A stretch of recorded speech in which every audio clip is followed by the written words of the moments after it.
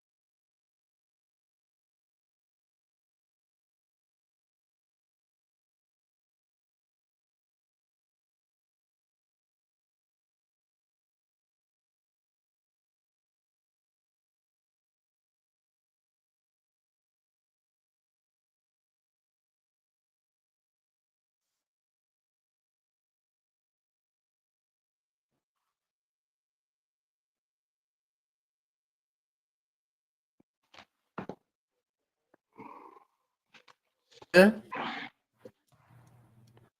ConMan. What's going on, my brother? How you doing, man? I'm doing well. How about you? Good, man. Can't I can't be better, man. How you doing? Hey, everything's good, my man. Everything's good. I can't remember the last time you were on the show, man. I know a lot's going on in the sports realm. How you doing? It's been a Anything? minute. Yeah, of course, man. So yeah, let's dive into the show. Let's get into the meat and potatoes of the show, man. So I mean, I'm not sure if you follow I mean, I know you follow the NBA deeply, but do you follow the NFL kind of like to a sense? Yeah, a little bit. Yeah, I'm a little bit of, I know a little bit of something. Yeah. So how did you were there any? Do you follow a team first of all? Like, do you have a certain team you follow? You know something? To be honest with you, because I'm old as dirt, I'm just a fan of football, baseball, basketball. I really don't have any favorites. That way, when I do my shows or when I do shows, I can look at things with objectivity. You know what I mean? Right. Like, do you follow any like players like Lamar Jackson or Pat Mahomes, or do you have anybody that you look at like without following a team? Do you have like any player that you like? Any favorites? You know what? As far as the NFL is concerned, I keep track on Justin Jefferson. Okay. I'm more inclined to look at running backs and wide receivers. I kind of look at what they're doing and what their stats are and how much they contribute to the team that they're presently on. Gotcha. Let me see. Let me try to get these different. There we go. That's better. Okay. But yeah. So when I messaged you about like topics, you did mention the Shedeur Sanders. So like the whole with the whole draft and how like before the like pre-draft, a lot of mock drafts, even myself. I mean, I did a mock draft on my first show last week. And I had Shedeur going at least to the Saints I think at 9, I think. And then they went like a different route. I mean, actually I can pull up the on ESPN the draft board, like the actual one, the official one, so we can look at that for reference. Let me see, ESPN, and then once I pull up, I'll share my screen so y'all can see it. But yeah, I mean, did you follow the draft this year? Like, did you follow any like other storylines at all?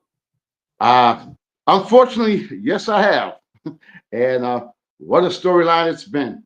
Yes, I have followed it thoroughly, to be honest with you, because it intrigued me the fact that how highly Shedeur was ranked or rated, and where he was supposed to go.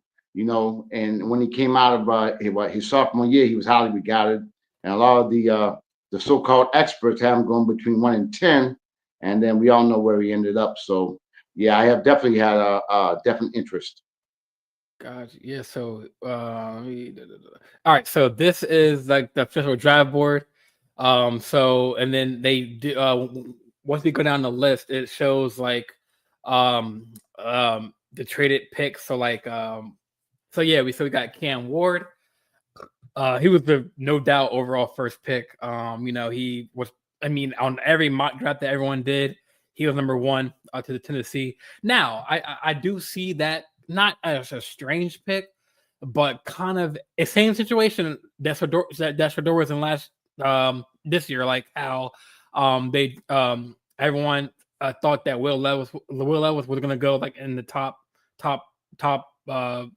first round, and he ended up sliding. So I don't know why they went with Cam Ward when they know they drafted Levis, because I know they had Tannehill, and then they had Malik Willis, which now he's on the Packers now.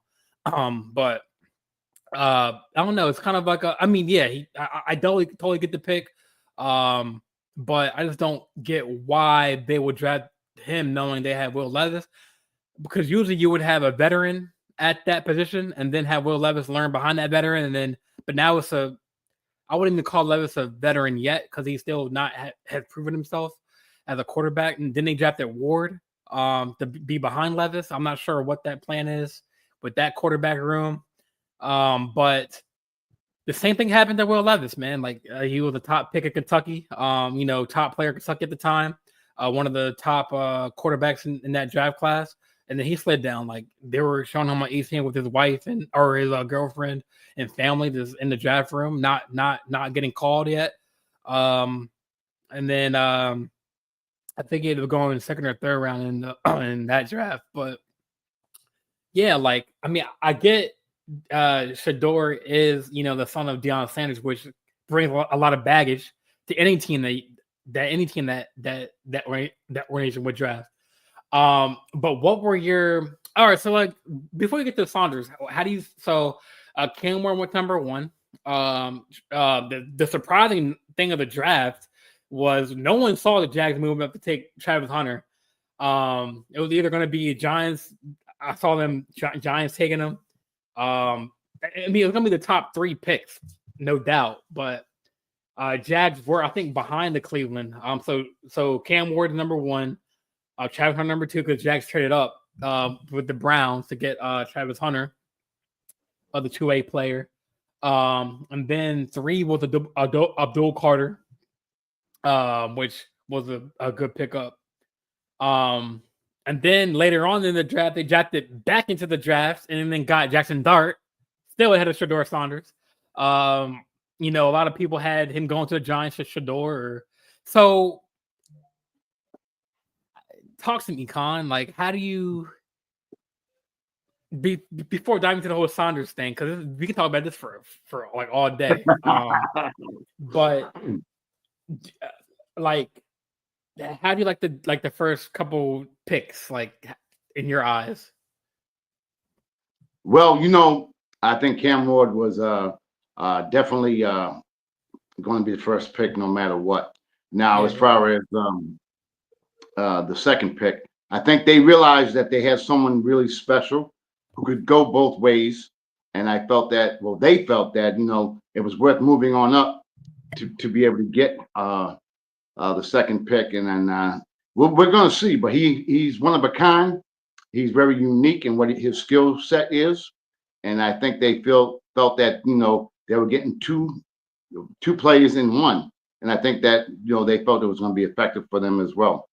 As far as the other picks are concerned, I think teams, went based on what was needed and what they felt was crucial to them, improving their teams as well. So overall, I think it was a surprise, but the Giants, when they ended up picking my man there, they picked him, and then also they were able to get Abdul quarterback as well. So now, Abdul. But the only thing about him, he requested to have Lawrence Taylor's number, which I don't. How do you since you're an OG, how do you feel about that? Because I know ESPN, they were talking about it, how like they would. I mean, to be honest, from my point, I don't think it was disrespectful. I mean, he did ask the man, like, if he could had the number. Obviously, that position, Lawrence Taylor has changed that position for what it is today. But like, it's not like he just I'm taking number 56, I'm taking it like without his permission. He did ask, but he did say, it's not yours. Like, go get a number and make a legacy out of that number. But like, there's certain numbers that you don't take, like 52, Ray Lewis, 20, Ed Reed. I mean, those players that are, that modeled that position. But yeah, since you're the OG, man, how do you feel about that? Since like you lived in the era of like Lawrence Taylor, like did you think that was kind of disrespectful for the guy to ask, or did you think that he did the right thing about asking before he wanted to do that number, or and how do you get that? Yeah. Okay, let's make a comparison. We'll go Michael Irvin. We'll go Keyshawn Johnson. Those individuals had great careers. Yeah, of course. Right. But now when we're talking Lawrence Taylor, his number was retired. So not only are you asking him for the man's number, you're asking him to take his name off, which is a list that's already retired. And also the player who some regard as the eminent defensive player of all time. And I think I don't think it was disrespectful because, like you say, he did ask. Right. But to be honest with you, I knew right when I first heard about him, I knew off the rip that Lawrence Taylor wasn't going to go for that. His number's already been retired. And that would be kind of disrespectful to the NFL if they allowed it. Well, first it has to come from Lawrence Taylor himself. So to answer your question, as an OG, I think that was he had some I'll call scoliosis to even ask, because you're talking that's like me wanting to get Jordan's number. Do you know what I mean? Something of that level and that magnitude. So in my eyes, I think it was absolutely wrong. I think that, but he did ask, and let him do his thing. Let him make his own number. Let him make his own way. You know what I mean? That's what I feel. Do it on your own number, on your own thing, and not try to use someone else's number for your own benefit. Yeah, I mean, I don't think it. I don't think. No, like you're 100% right. Like, I mean, I don't think it was disrespectful at all. But like, I mean, yeah, there's certain numbers that you don't touch, like in sports, like 23. Well, yeah, no, because they never really retire. They didn't retire like Jordan's number because LeBron still wears 23. So I mean, but there's certain numbers you don't touch as far as like certain players like Ray Lewis, like Lawrence Taylor, but like you did mention Michael Irvin, like he had 88, but now Lamb had that number. So I mean, there are certain players that you don't like that maybe it's okay for you to take, but definitely, I mean, I think he did the right thing of asking Lawrence Taylor, and I did like Lawrence Taylor's response. Personally, I didn't watch enough of Lawrence Taylor, but I know that he was one of the greatest of all time at that position. I mean, I've definitely seen highlights, and I don't want to like disrespect the man because I haven't really seen him play live. But yeah, there's certain players' numbers that you don't like touch, and like 24, like that's Kobe Bryant. You know what I'm saying? Like rest in peace. There's other numbers that you don't touch. So I mean, I would have had an issue if he just was like, "Hey, I'm taking this number," didn't reach out to him, but at least he messaged him and like, "Hey, like, can I take your number? Like, it's okay." And Lawrence Taylor defended like, "Nah, you can't." But I mean, I'm fine with that. I'm fine with the response and everything. But something though. I don't mean to interrupt you, but yeah, you go said ahead. You said Lamb. He plays for the Dallas Cowboys. Right. So now you're talking about the New York Giants. Do you know what I mean? And the history that they had and the history that Lawrence Taylor had. So I think if he asked for that number on another team, it wouldn't be an issue.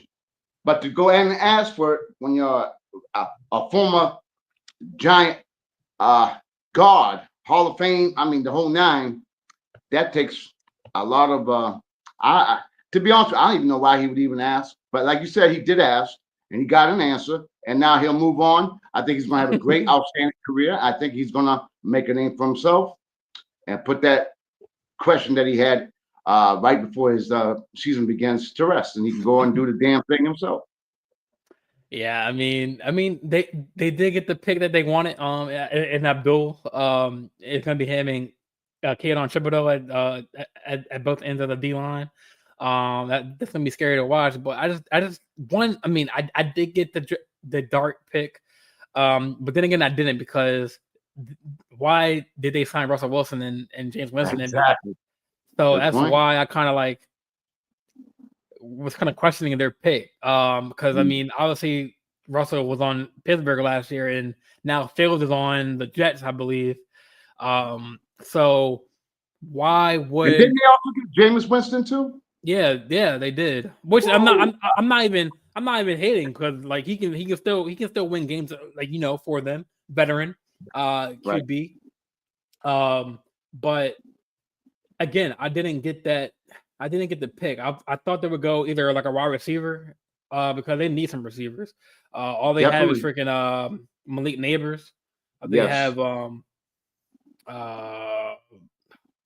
think Sterling Shepard's. He's not on. I don't even know the receiver. I know they have Wanda Robinson.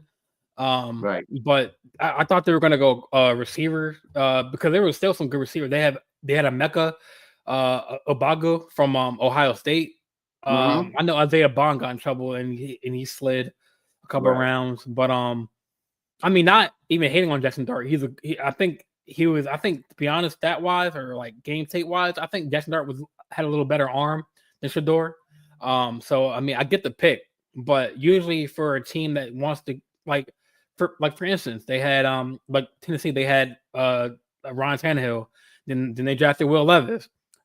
I mean, Tannehill was supposed to be that bridge player to Willis, but or to Levis, but the point of drafting or trading it for a veteran QB that had one bridge player.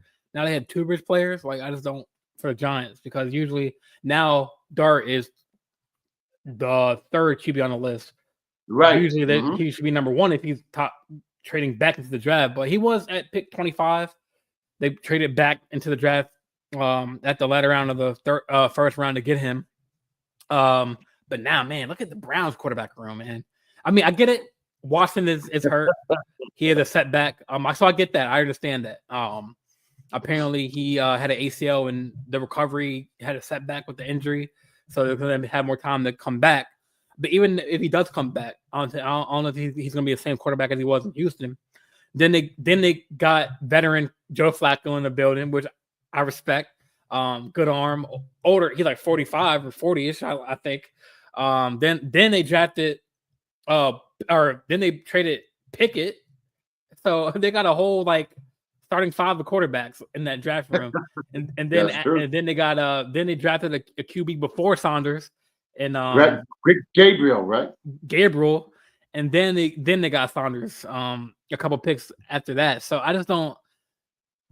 I mean, I don't think they need a quarterback right now. I mean, obviously they do, because with Watson's lingering the question about his health and everything with his injury. But I mean, you had Joe Flacco. I mean, obviously he might get hurt, but I mean, I thought the NFL had a rule you can only have three quarterbacks and for security reasons. But did you like that? I mean, did you see the Browns picking Shedeur Sanders? Did you see him going late in rounds, or did you see him going earlier in the first round or second round? Okay, well, I'm gonna backtrack a little bit. First and foremost, what a lot of people are not bringing in the pot is that Watson, he still has huge, and I mean huge, guaranteed money. You know what I mean? That's number one. So you got to take that in consideration. With his ACL injury, he may not even be back next year. But when he comes back, that's going to be an issue because they're paying him all this money.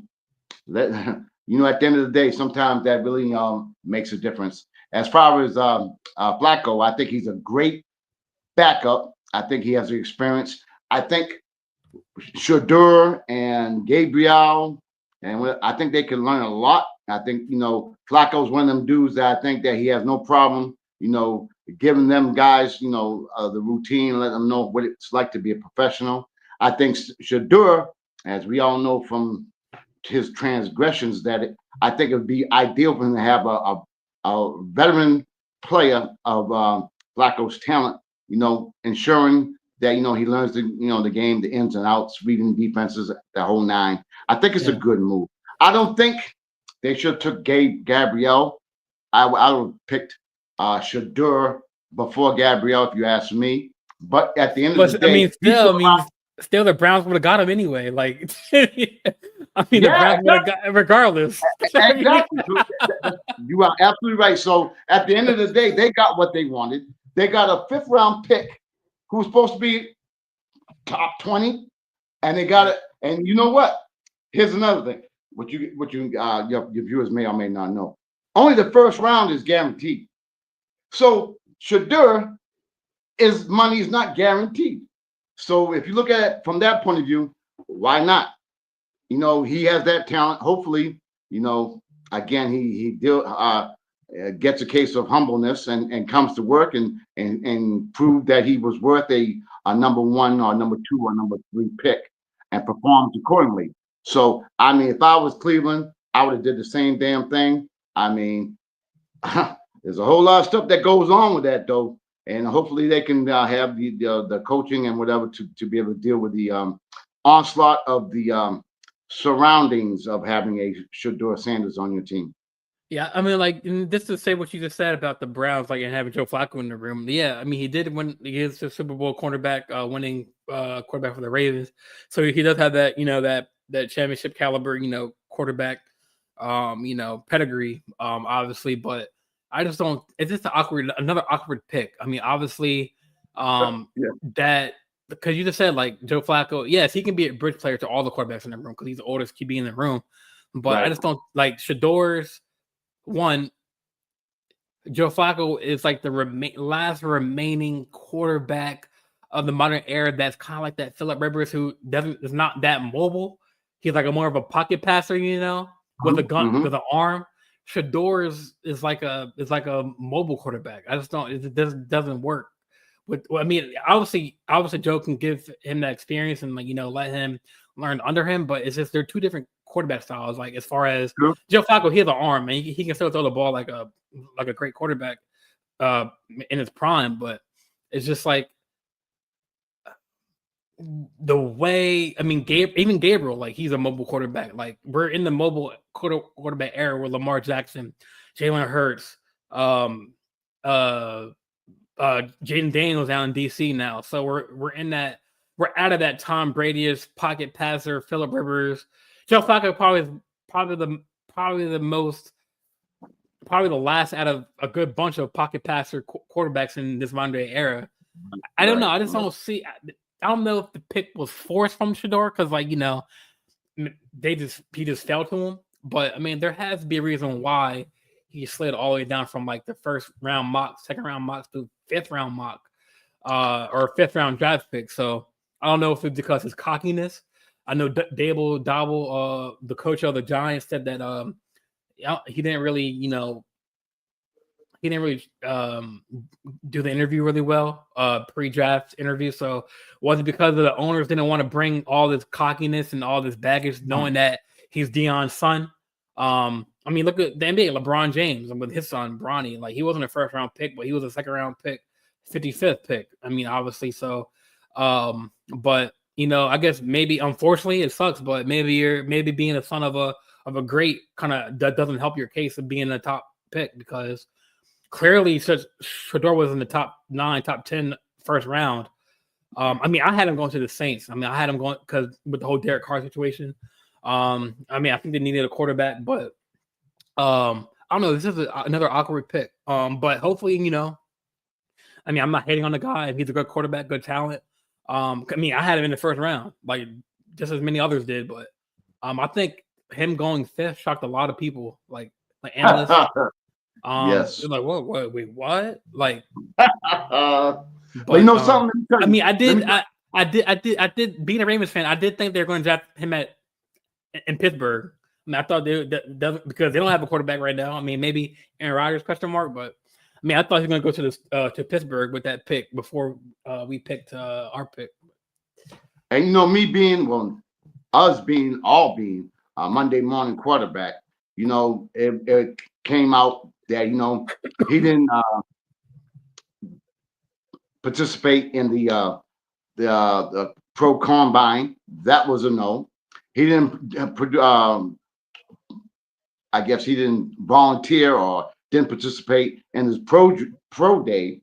Mm-hmm. And then during his interview sessions, he and prior to that, his father was like, no, we don't want to go to that team. His father wanted to dictate what teams he would go to, like per se the Mannings. So I think that had a major effect on, right before the draft, before you even done something to say where you're going to go and where you're not going to go. I think that made a major part of it. I think the owners just didn't want to deal with that. What they felt was a nonsense and an ongoing thing, because now they're not going to have to deal with his dad, and the fact that his dad's going to be critiquing wherever he goes and the coaching and all that. I think the owners was like, nah. He came off. I think if he came off a little bit more humble, I think if he participated in the combine, I think if he participated in the pro day, I think, and him being a little bit more humble, I don't think that would have been an issue. I think he would have been, like you said, he probably went to the Saints or even before that. I mean, there's so many teams that need quarterbacks right now. I mean, there's select few teams that have their quarterback set. Like Derek Carr is sketchy right now because he's dealing with injuries and everything, and he's older. They don't. I think they had Jake Hayner. I think. I mean, who's that? Right. I mean, so. But I mean, I guess with Deion, I mean, not I guess, but because it's real facts that Deion I mean, at a you have certain players who have cockiness, like you have Gary Payton, senior, like the people who Right. talk the stuff, but walk the walk too. Like Dion talked the shit, but he backed the shit up. You know what I'm saying? Like with his play. Mm-hmm. So I mean, obviously Shedeur is playing a different position at the quarterback. I think Dion was a cornerback, and I think did he play wide receiver too? Right? In college, he played a little bit, but not in the NFL. So he was a cornerback then. Yes. Cornerback. So I mean, obviously they play two different positions where the quarterback is probably the most main, probably the biggest and most important position on the field. But Dion was able to talk the talk and walk the walk. So hopefully with Shedeur, he can talk the talk and walk the walk and have that cockiness and back that cockiness up. But I just don't know. I mean, there's so many other. I mean, I guess the Browns do need a quarterback because I mean, obviously they don't know what's going to happen with Watson. I mean, they brought in Joe Flacco, I guess, as their number one starter, but we'll see when OTAs come around, the quarterback battles come around. I mean, hey, if we will know if Shedeur was a first round pick or should have been a first round pick, or if the 5th round pick was right, if the quarterback that drafted the quarterback Gabriel does better than him. We'll see. All eyes will be on the Browns. I mean, for sure, because I mean they're in a tough division with. I mean, obviously Steelers don't have a quarterback right now. They're waiting on the Aaron Rodgers decision. But I don't think that's a good pickup because he's older, and I mean I feel like they need a younger QB. Oh, and they got Pickett too. So why would they? I mean, they got Pickett. So I just don't get it. I just don't get the pick. I just don't get the pick. But did you see that? I mean, I'm not sure if you're on social media like that, but I think it was like the 3rd round. I think it was someone prank called Shedeur. That's where I don't like. Yes, there was some high school prep kids who faked called one. I don't know how they got the number. They said the Falcons. Because the way it works is Shedeur had his separate phone. Then he had a phone number or phone only for GM stuff like that to call him for him to be drafted. So someone must have gave him the number. I think it was Albright's son, I think, from in Atlanta. But they prank called him, was like, hey, we're picking you up, and then not come to find out it was a prank call. Like that's one thing I don't like when it might have been funny in the moment, but like imagine about that draft player like getting a fake call from somebody. That's just wild. Wild. My take on that is I saw the whole thing. They actually showed the young kid making the phone call, and they actually showed Shedeur answering the phone, and the guy had made a comment like, well, I forgot what team he said. I think he said he was from New Orleans or whatever. And then, he said something to the effect of, well, I know you've been waiting a long time, and then you're gonna have to wait even longer. And then Shedeur's like, what? And then, it came out that he got the information from Albright or whomever. But when you're playing with someone's livelihood, someone that's supposed to be a special day, you kind of took it away from that. And then, I mean, he did give an apology. He had called Shedeur first, and then he made a public apology. But to me, that was unacceptable. I mean, this is what every player strives to be and go towards, being drafted. And for him to already go down like that, not getting picked, and then to be getting a prank phone call, I think it was absolutely a detriment, and it made the NFL look bad. It made that team, that kid, I think he's 21 years old. I think it made him look bad as well. I think that overall was absolutely uncalled for, unacceptable. Yeah, I mean, speaking of the devil, the NFL fines. They just fined the Atlanta Falcons. So they fined the team $250,000, and Good. defensive coordinator Jeff Albright $100,000 in response to a prank call made to Shedeur Sanders during the NFL draft. Yes. What happened was, I guess the son saw like the number on an open iPad, and like he just went in there and like I guess called the number. I mean, obviously the son, he apologized, but it's just like, come on, man, like one, like it's only supposed to be you, the actual owner, or the coach, or the GM, and the player. Not one. It's not. I mean, it is the Suns' fault for posting it, but it's Albright's fault for keeping the iPad open or whatever. But like to have that access. Yeah. But the fact that he called and like, kind of like, Unbelievable. unbelievable, man. But any other draft stories that you liked? Going down the line, Abdul Carter, he said, got your boy from Penn State. Will Campbell to the from LSU to the Pacers, which I think is a good pickup. Mason Graham, and then they got their D tackle. Ashton Jonty of Boise State. That's a good pickup. Armand Membo from Missouri.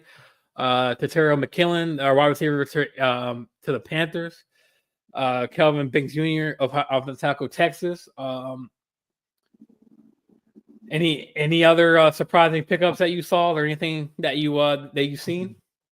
Well, not so much surprising, but I think Genti, however you pronounce his name, I think he's going to be a damn stud. I think he got all the qualities, and I've been watching a little bit because they did a piece on ESPN on one of the top players and their whole background, and how his work ethic and this the way that he's going to perform and the way that he looks at the game. I think he's going to be a phenomenal player. As long as he stays healthy, I think he's going to be great. And the other pick that I thought, and I think he's going to be, I'm not a football like you, but what's his name? The wide receiver that just got picked up by the Pittsburgh Steelers. Oh, Metcalf. When Metcalf, I saw him, I said that guy's going to be a stud right from the get-go. And the guy that I'm talking about now is that 6 foot. You mentioned him already. He's 6'4", does a 4.4 40, and he's 6'4", 6'5". I think you know what I'm talking about. I think that guy is going to be tremendous. I think it's McCormick. I think that whatever. I'm not sure his last name, but I think that guy is going to be a star.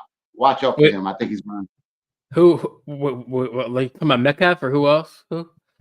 I think he got picked. I think he got picked. He got picked in the top 10. What, a wide receiver? Yeah, wide receiver. 6'4". I have the draft things up. I mean, the only receivers that got picked up was Torora McMillan from Arizona, and then we had whatever Emeka Ogbako, Ohio State.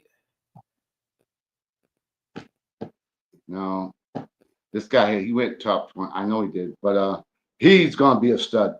I mean, oh, you talking about Matthew Golden? No, he's 5'11". No, not him. No. Yeah, I'm sure you'll find him when we're probably done with the show. But I guarantee you, those are my two guys. Genti, I think is going to be a star, and that I forgot his name. I apologize. What team? But do you remember what team you got drafted to? Do you remember what team? I think it might be Atlanta. I think. Was it he a receiver or was he a wide receiver? See Atlanta, huh? I think it was Atlanta. But anyway, I'm sure you get your stats. I don't have them in front of me, so. But anyway, I saw him, and again his background and the way. I just think he's going to be one that he can catch across the middle. He can do the long ball. I think he's going to be I think he's going to be fantastic. He reminds me of a Metcalf, and maybe faster. I wish I can know who you're talking about, man. I know you gotta know. I'm telling you. McCamp, or something like that. I guarantee you find it. But anyway, yeah. So those are my. Was he like a draft pick, or was he just like was he already? No, he's drafted in the top 15. I guarantee you. Top 15. Guarantee you got picked about it. Top 15. But anyway, so those were basically my two surprises. That I think I'm going to be looking forward to. Like I said, I don't have really a favorite team. I kind of like watching Dallas because out here, where I'm from in Boston, they're all Patriot fans, and we have a big solid crew of Cowboys fans. So we got the Cowboy fans going against the New England fans. So I'm kind of caught in the middle. So I kind of enjoy that as well. So.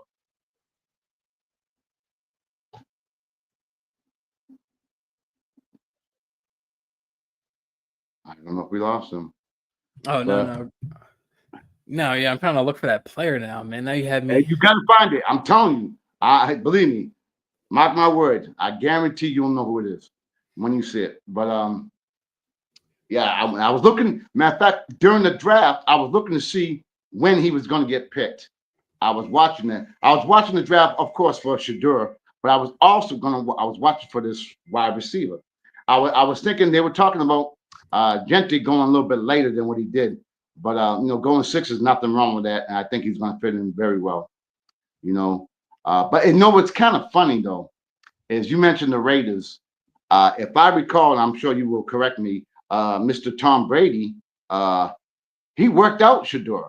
They used to work out together, and it was surprising to me that Brady, who has influence on the picks, 4 rounds, he still didn't pick Shedeur. So something's up.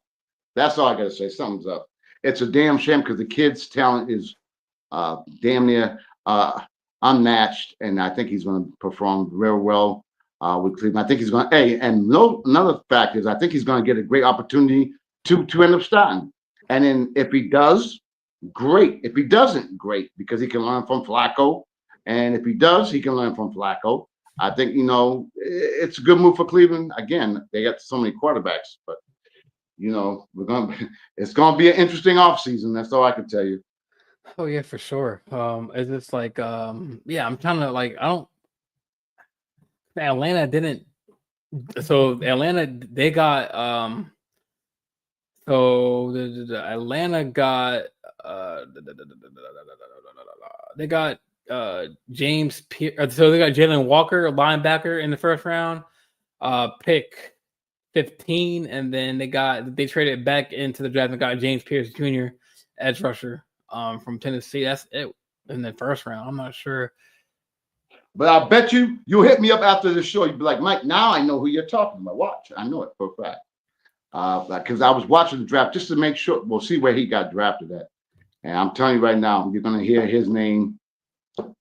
He's gonna contribute right away.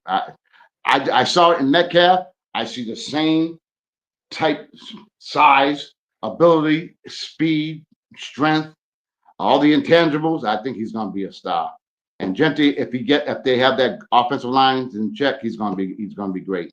And it's good too that running backs are finally getting some recognition, because for a while their running backs were not regarded highly at all. And then of course, with the Giants making that big mistake, giving whatever his name is to the Eagles, that made a big difference. Now teams are really bringing up the running backs, becoming more important than they were a few years ago. So I think that's a good move as well. Yeah, I know the Ravens, they got a couple good players. Pick 1, they got Malachi Starks from Georgia. He's like a free safety. He's gonna be lined up with Kyle Hamilton. That's gonna be a nice pickup.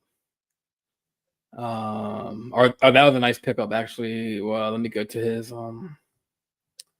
pick 1 or draft or round 1. I think we were 27. Yeah, Malachi Starks. His pro comp is Brian Branch.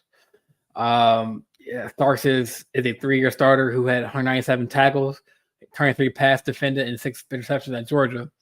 He reads the receiver, gets his eyes on the quarterback, and breaks on the ball in off coverage. Starks has the range to cover a deep ball when he takes down angles. He is a playmaker who tracks the ball well in high point passes. He gets downhill and closes effectively as a run defender. He'll miss some tackles, but he tends to square and wrap up. Post-draft analysis. So after the draft, in my final mock draft, I wrote that sources said Starks was seen as a home run pick for the Ravens as well. He just hit the home run. Starks' ability to play any alignment at the safe position allows Kyle Hamilton to remain at the deep safety role he thrived in late in the season. The Ravens loved the draft highly. Productive players from major programs, and Starks is an outstanding defensive player who has 6 career interceptions. So, I mean, good pickup for us. But yeah, actually, that's who I mocked him to, the Ravens as well, if he fell to us. But yeah, I mean, anything else you want to talk about the NFL? Anything else that we didn't cover or anything? No, you caught me by surprise. I didn't know we are going to do NFL. I was better prepared, but no, it was good. All right. Well, let's get into the NBA. Now we're talking my language. Here we go. Your favorite, or our favorite sport. So talk to me, Con. Like, before we dive into the playoffs, like, what is your overall like aspects of the season so far, man? Like, oh yeah, we have a lot to talk about, like coach firing, coach. I guess we can do post playoff coach firing. I think Doc Rivers is on the dock. After the Bucks got eliminated. But talk to me, man. Like, before we dive into the playoffs, like, what was your overall aspect of the season so far? Before we, well, because this is up my alley. Well, we might have to have an 8-hour show, so I'll try to break it down as much as I possibly can. As far as the coaches getting fired, I think that's really atrocious to the NBA. I think coaches. One of the coaches got fired with 3 games left. I think that also contributes to some of the teams not doing well in the playoffs. I think that they place so much importance on and coaches, man. They just be getting fired left and right. And if you notice, it's like a cycle. They get fired, they get hired by somebody else, and it just goes on and on and on and on. But overall, I thought the regular season was great. I thought that I was definitely tuned in a lot more than I usually am. I was liking the fact that the West Coast at that time, I mean, they were all deep. I mean, it was great, great parity. I thought the East was kind of shaky. Cleveland, of course, dominated the East, and the Celtics, of course. But the things unfortunately happened with Milwaukee. They just didn't get it right. Doc Rivers, I mean, I think he's won one playoff series in I forgot how many years. You know what I mean? So that's an issue with me as far as the East Coast is concerned.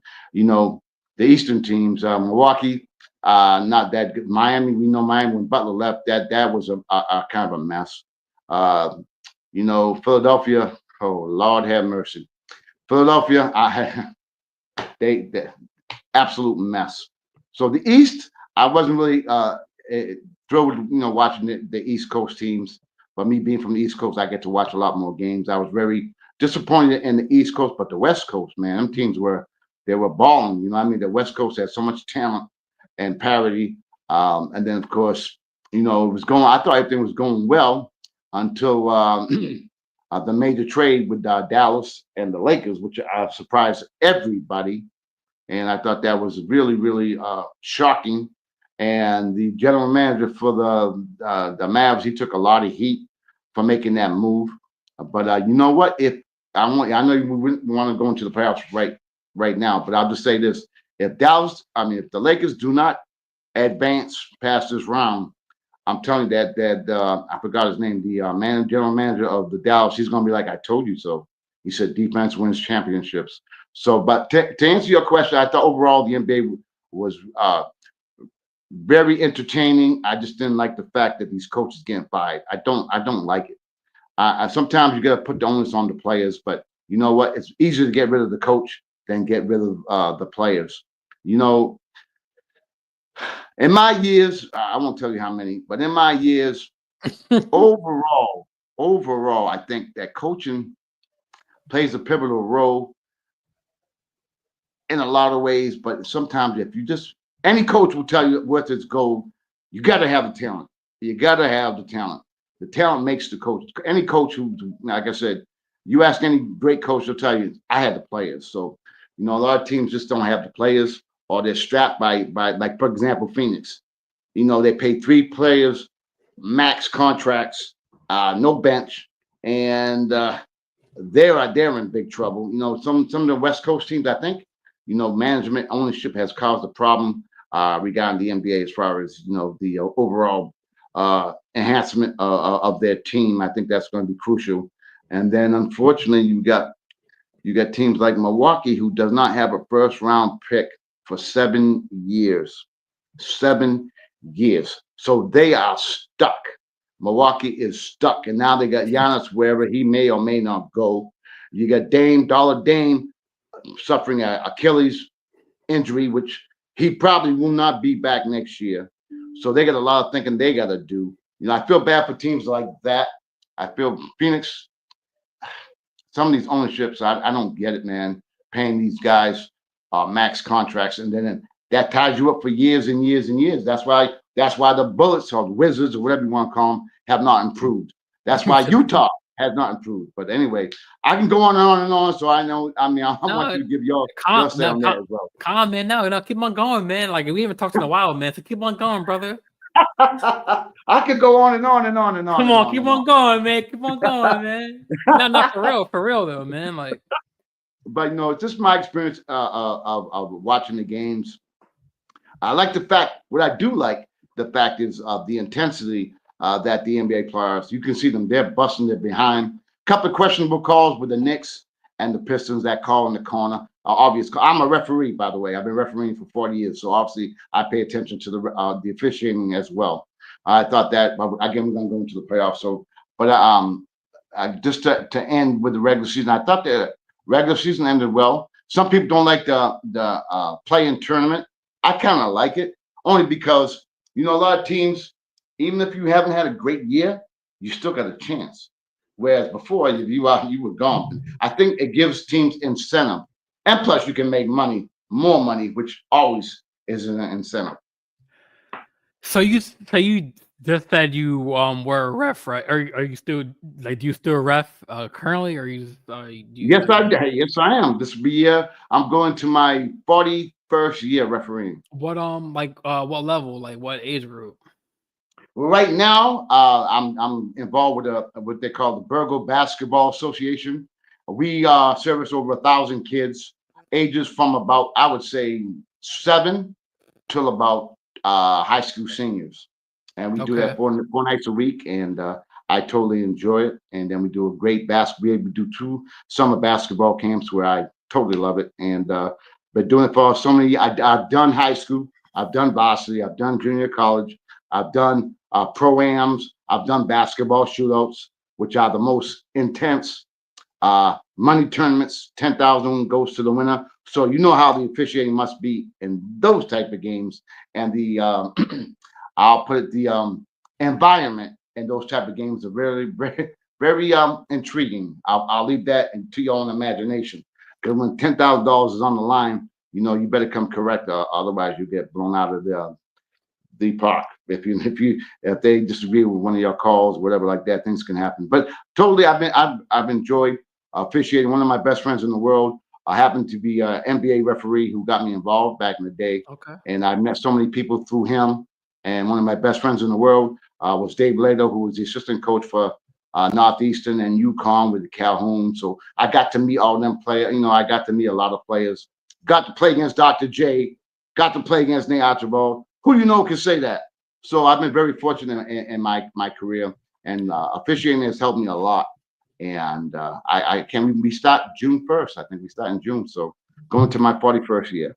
Nice. Well, because the reason why I asked that is because you did mention you were a ref, so you kind of know. Well, obviously, you coach like 7-year-olds to like high schoolers. Like obviously, like the competitiveness as far as like pro level or like college level is different, way different.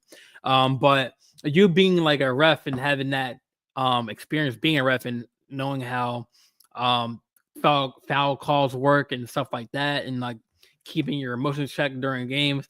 Like one of my guests on my other show last week said that, I mean, maybe you're noticing the same thing that he was, or we both are, that and like the NBA, they seem to, and obviously play playoff basketball, so the refs do allow some sort of physicality in the playoffs. Like I don't know if you saw like that game where I think it was the game 3 or game 2 of Lakers Minnesota when Anthony Edwards was just pushing around LeBron and everything. So do you think that, and I had no issue with that at all. Like Anthony Edwards, he's a dog on that team. But do you think that the refs in today's game, like this is the playoffs, more physical, allow more physicality compared to to the regular season, because you've seen terrible calls in the regular season where they might be questionable, but then they're letting them play in the playoffs, which is expected. But like, do you think that the refs, I mean, obviously refs make bad calls, and that's why there's cameras and reviews and stuff like that. But like, and like, for example, like the last Pistons game, Tim Hardaway got fouled in the corner, right? And it wasn't a foul call. I mean, obviously they shouldn't have put themselves in that predicament, the Pistons, to be in that situation. But Josh Hart, the guy who fouled the guy, went on Twitter and was like, "You damn right, I fouled him." They didn't call it. I mean, maybe like every game, there's a 2-minute report where the refs, might have made mistakes or whatever. But do you think that the ref thing is different than regular season games to playoff games, and if there is a gap between the two seasons and the playoffs, what can the NBA do to like help combine the reffing's calls in season and playoffs from a ref's perspective? Wow, that's a damn tough question. Or do you do you think that they're doing a good job at reffing, like overall? Or do you think there's some like discrepancies? All right. Well, check this out. The NBA season is 82 games, which is a very long season, and a lot of times the players, do not go. They play hard. Don't get me wrong. They play hard, but they want to be able to perform in the playoff situation. And then of course, when you got the playoff situation, there's more. You're playing for a lot more than just the regular season.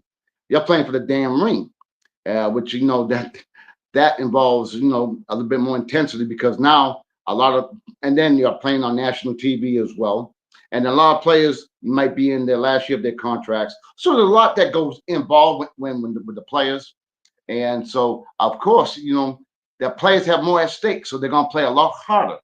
And of course, the referees, if they did the games in the playoffs like they did in the regular season, there probably wouldn't be the games. We have about 500 damn calls. So I think the referees, I think what they do, like when I officiate, sometimes, of course, you make the obvious calls, but sometimes you say, what did that play or plays have effect on the play or on the outcome? For example, a little bumping, like you said, in the paint where they're talking, and no one's gaining an advantage.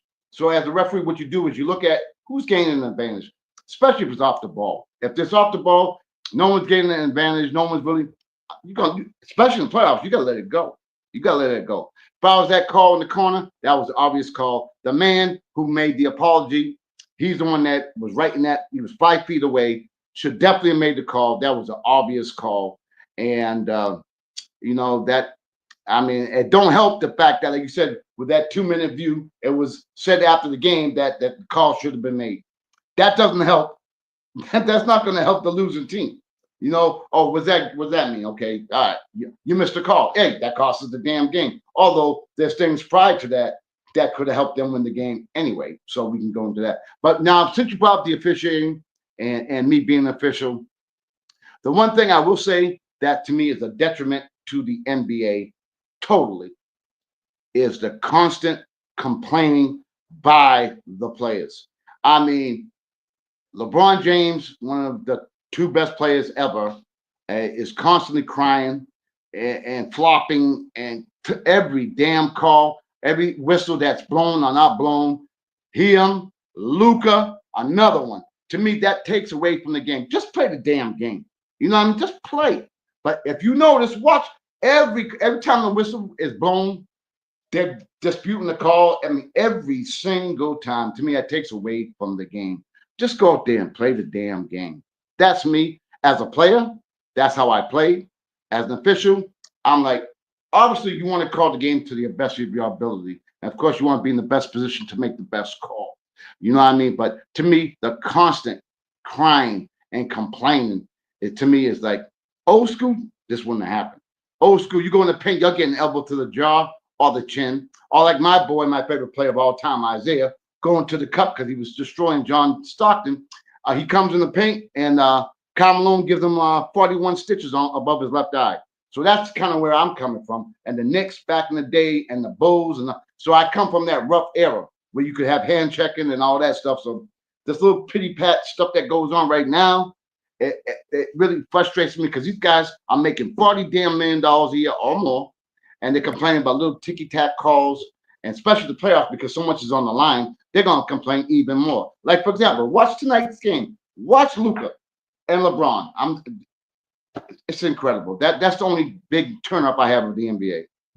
Do you agree? And not just with the NBA, the NFL. Sometimes a lot of people are saying that they should, if it's like a crucial call or like even just like if it was a call that can turn the game. Do you agree that like in both sports or like the ref should like not do a press conference, but like be like kind of explain themselves why, or maybe that's in the 2-minute report anyway. But do you think the refs should, get asked that certain ref that made that call or was right there in that vicinity of the foul or the play after the game? Do you think that they should be questioned or, That's a good question, my man. But you know what? I think because how many officials are out there in the football game? 6, 8, I think. I think it's 6. That's a trivia question. I don't know. 6 to 8. So I would think that they probably wouldn't go if they're by themselves. They'd probably go as a group. Because when they make a call, they usually come together and make a call. So even though it might be that player in that the referee in that position, they come together and they come to an agreement. So to answer your question, whether it be in the NBA, you got 3 officials. They don't want to do that because again, they got the 2-minute view. And again, I don't know if our viewers know that after every single game, NBA refs they get the tape, and then usually one of the NBA officials, big time, one of the representatives higher up, they go over every damn play of every call or no call. So they're scrutinized more than people can imagine. Because I've been there, I've seen it firsthand, how much they are scrutinized, how much they have a pregame, what they got to go over during the pregame, all the stuff they have to go through at the end of a game.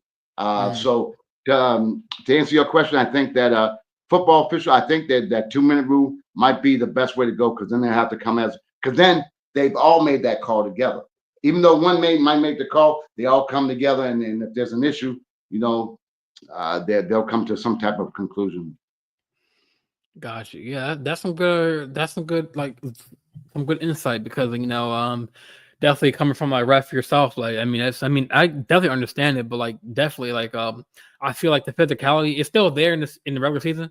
Maybe some teams don't really like, especially if you're a top team, like if you're like a locked up playoff spot, you're not gonna play as hard because you're that seat locked up. So during the season, people start to get lazy and stuff like that. And but I've seen from watching season play to playoff play, like I've just seen the physicality of the game. Like the refs are allowing more calls than ever before that I've seen in the season. So, but like you said, they have something to fight for. They're fighting to get to the finals. So, but like that play where I saw the game, like and again, don't get me wrong, like the Pistons like shouldn't have put themselves in that position to have a last second corner shot to call the foul on. But hey, if it's a slap, it's a slap. On the wrist or whatever. So, and the ref was right there in the corner with them. So no foul call.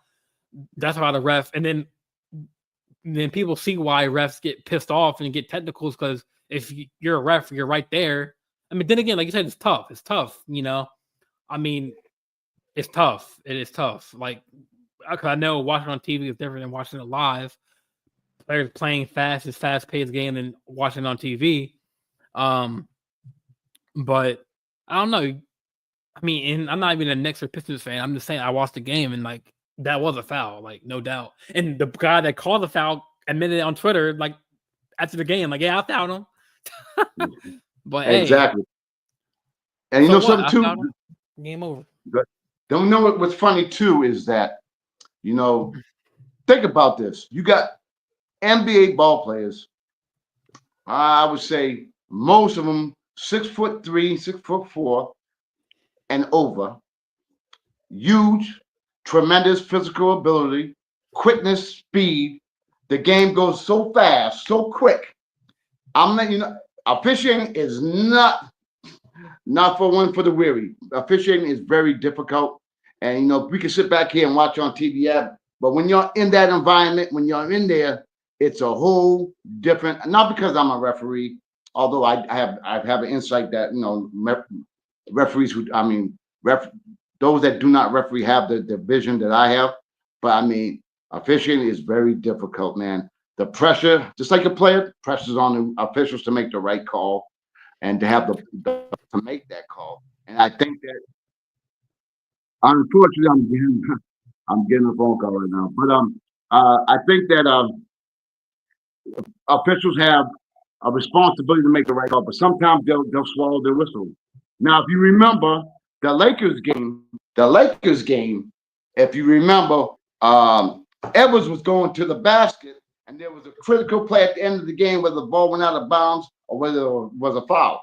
That was crucial because that turned the whole game around. So in that case, the referee was there and blew the damn whistle. Now in the Knicks Detroit case, referee swallowed his whistle. You know what I mean? And the I guess the lineage and the thing is, let the players win the game, not the officials. But sometimes if officials doing his damn job, you got to make the call. You got to make the call, and especially if it's a crucial moment. And the thing about it, what players like is consistency.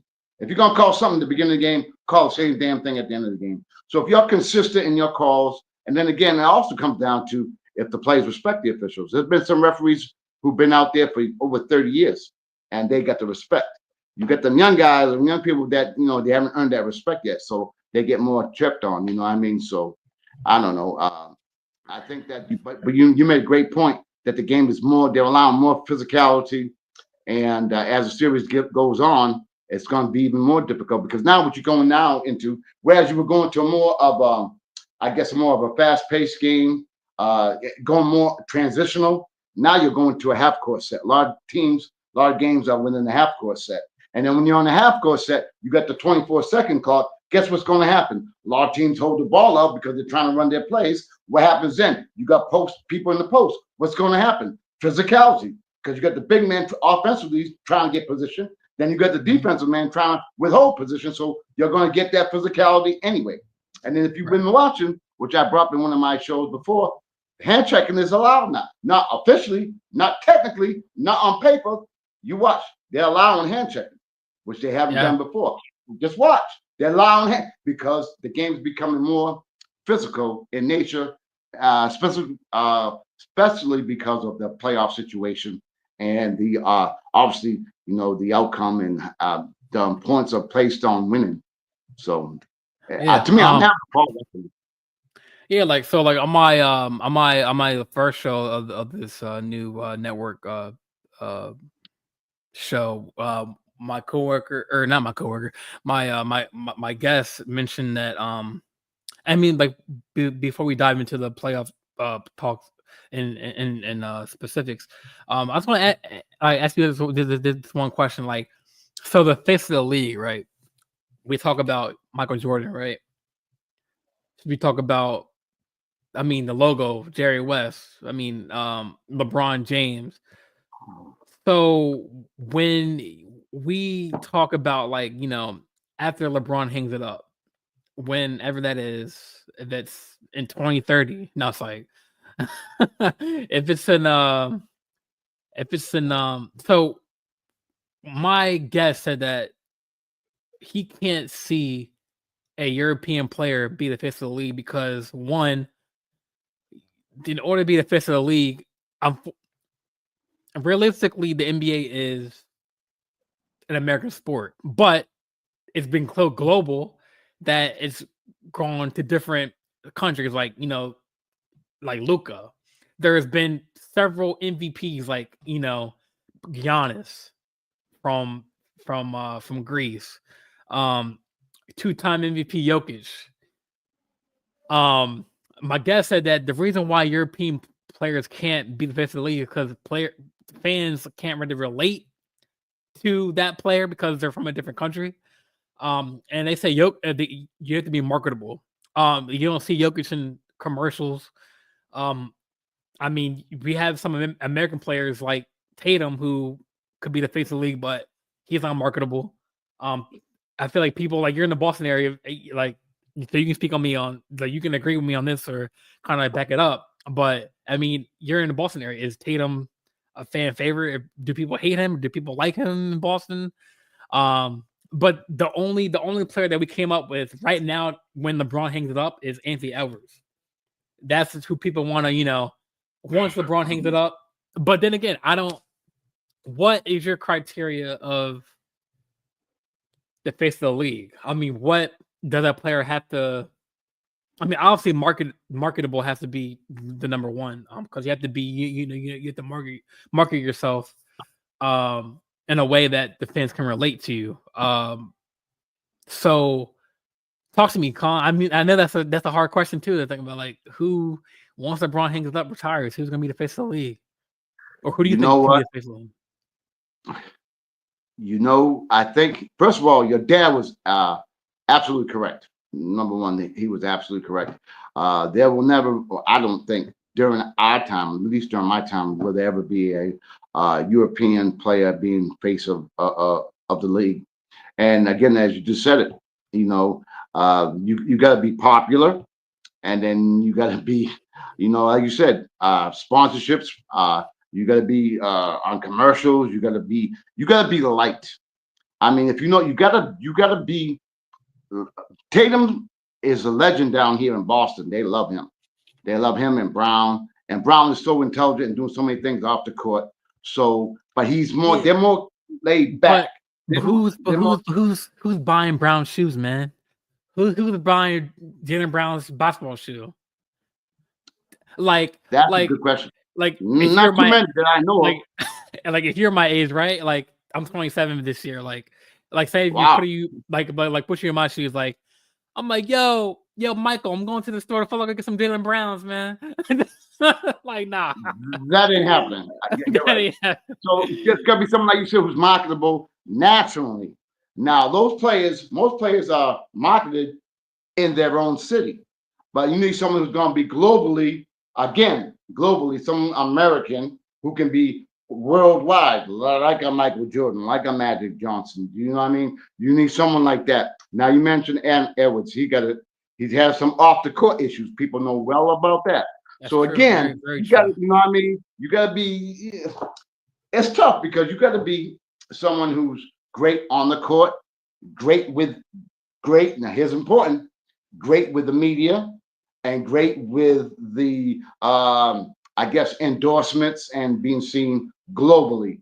And right now, Ant fits all the way. He's young, he's talented, he got hot, he got great, he got everything that says face of the league. But then you got the other side. You got the off-court issues. That's true. Very true. To answer your question, I don't know. I'm not going to name a name right now, but I'll tell you, whoever it is, they will be scrutinized. And I think someone, again, who's popular, who can sell himself globally, not just in his own city. That would be right. Ant Edwards would be obviously young, talented, great career ahead of him. I mean, he's gonna phenomenal athlete, but because of I think his off the court issues, that might sway him the other way. But you know who I'll tell you who up and coming might be? Yeah, I'm gonna tell you right now. You heard it here. Cooper Flag. Oh man, yeah, yep. Cooper Flag, being white, talented as he is. Watch out, he's gonna be the face of the league. If he can perform, and then he's going to Utah. What better place to go than Utah? They don't even. I'll be PG here. They don't. I mean, the perfect place to be well known because now Utah is going to be on national TV more. They have more games on national TV. You already predicting where you're going to go at, huh? Yeah, well, I think he is. And because you know why? Guess who's behind the scenes in Utah? Danny Ainge, right? Bingo! Let me tell you something. Danny Ainge, he's going to Utah. You heard it here. But anyway, so I think that's going to be the face of the league. Clean cut, on, off the court, everything he does. And then, you know what you need? You need people to promote you. You need the people to promote you. And if he gets the following that he's already gotten in college, I think he's going to be the face of the league. Although I think Ant Edwards is the perfect one, but because of his off the court issues, his constant getting technicals, you know, I mean, you tell me he got over $750,000 worth of techs. So I mean, that doesn't go good with the face of the league. That's all I'm saying. Yeah, I mean that's I mean obviously, you know, with any job, with any sport. I mean, no, I agree. Like I'm a Duke fan. I'm a Cooper Flag. That's my guy. Like through and through. But he does have. I mean, obviously he's played with some other guys in the NBA as far as like training with them for the Olympics. He was with them on the USA team, kind of like not like on the team, but like kind of like working with them and everything. So he already has that NBA respect. As far as he'd already met Steve Kerr, LeBron James, Anthony Davis, Edwards. Like he was just training with them and everything. But like with any job, with any sport, you have to earn your respect in the league, man. And don't get me wrong, he's going to. But there's other players, I guess, before him that are in line.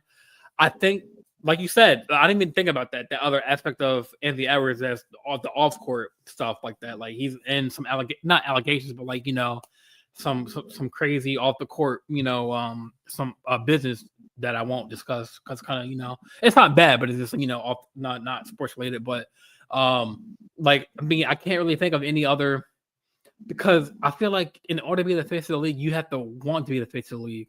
Like yes, exactly. Jokic. Yeah, I mean he's a European player, but he's not really. I mean, obviously after press conference he's gonna talk, but he's not really in the media like that. Once he goes back to Serbia or whatever, he goes to his horse ranch and with his brothers. I mean Luka, another European player, good, but I mean I think that, like you said, marketable. You have to be clean off the court and off the court as far as your play style and the way you act on the court. And here's one more thing. This could probably set it right to the point. Now, every 4 years is what? Every 4 years is what? I like this comment. There are other players that can be face of the league, such as SGA, Luka, and minus the off court. Tatum. Let's not push the logic that an international player can be a face of the league. All right, hold on. So can I get to that one? Very simple. What happens every 4 years? Huh? What happens every 4 years? Election? Olympics. Oh, sorry, my bad. These foreign players, when it's the Olympic time, where they gonna play? And in the United States, they're gonna be playing. Where's Luka gonna play? Where is Giannis gonna play? Where is Jokic gonna play in the Olympics? For what team? They're gonna play for their country.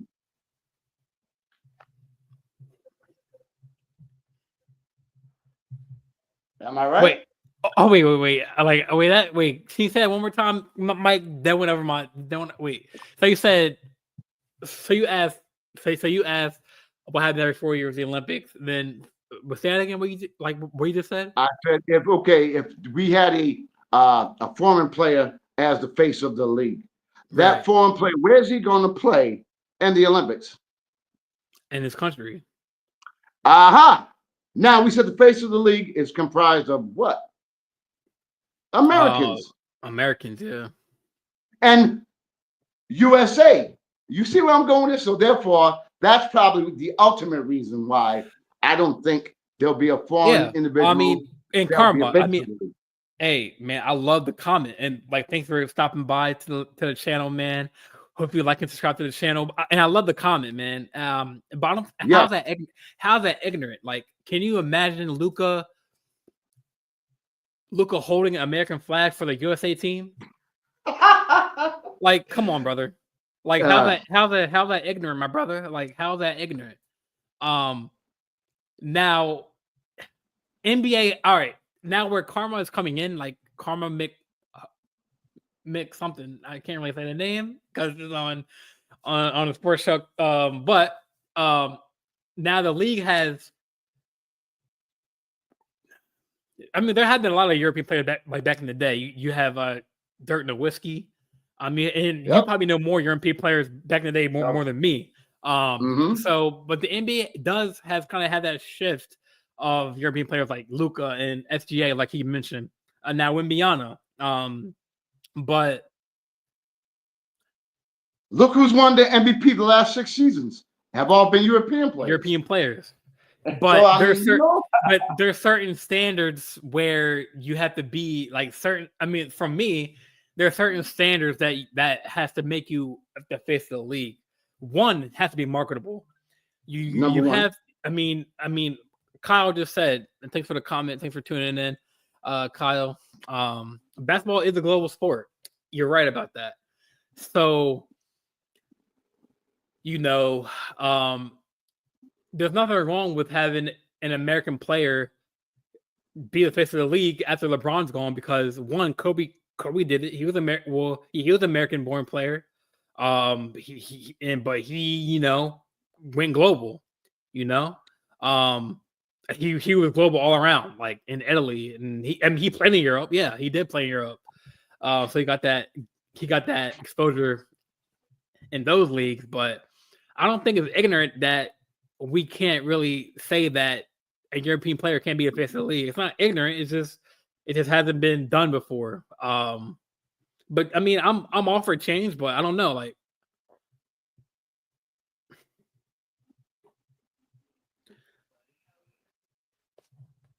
I mean, it can happen. It hasn't happened before. It can happen. I think that it'd be intriguing to see who it would be. But with being the face of the league, it comes with a lot on your plate. Like again, it does. Look how many commercials Steph did. He's all over. Like, yeah, you know what I mean. So sometimes, some people just don't want that pressure being the face of the league. You know what I mean. So I think the NBA will be in good hands when LeBron and Steph go. I think they'll be.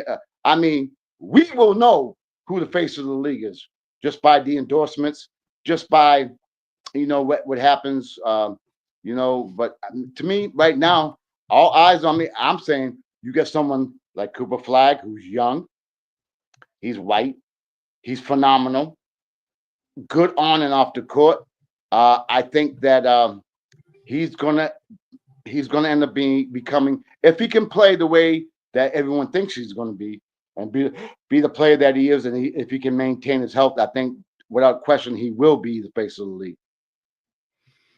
And then jumping into the bit, Kyle Edwards did say that you have to think about when did the international boom happen. I mean, I'm not sure when that happened, what year that was when the international boom. Let me see.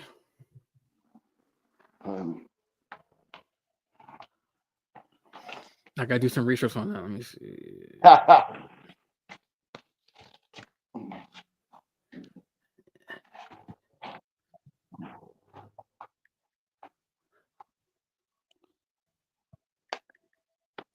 I would love, like Karma said, I would love for SGA or Luka to be a face of the league. And I mean, like you said, mine's the off court, but SGA, he's one of my favorite players in the league right now. Like, I mean, I wouldn't be mad or sad if he was the face of the league, but it takes I mean, is he marketable? I mean, yeah, he's kind of like in the limelight, kind of like he's on commercials. I haven't really seen him on commercials like that. But yeah, I'm trying to look at when the international boom was. International.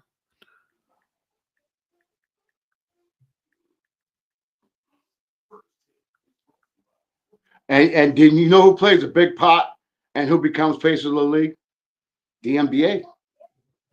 Never mind the endorsements, merchandise and all that. The NBA, in most cases, picks the face of the league, and therefore that's where they place a lot of. Again, they pump them up, they promote them, and I'm telling you, I'm a Cooper Flag. He checks all boxes. And but you know, I don't know. I don't place so much importance on the face of the league. I really don't, because to me, I mean, it's the NBA. You know, the league's going to go on after LeBron. People say what's going to happen when Magic and Bird left. I think it was it's gone pretty well since.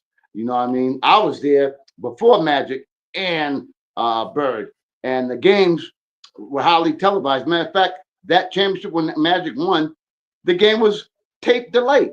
So I go back that far. So seeing the progress that the way the league's in right now, I don't think that the face of the league is I'm not going to place too much importance on that as opposed to the the product of the game, and of course looking forward to the playoffs each year and the ultimate championship, because at the end of the day, that's the most important thing, is winning championships.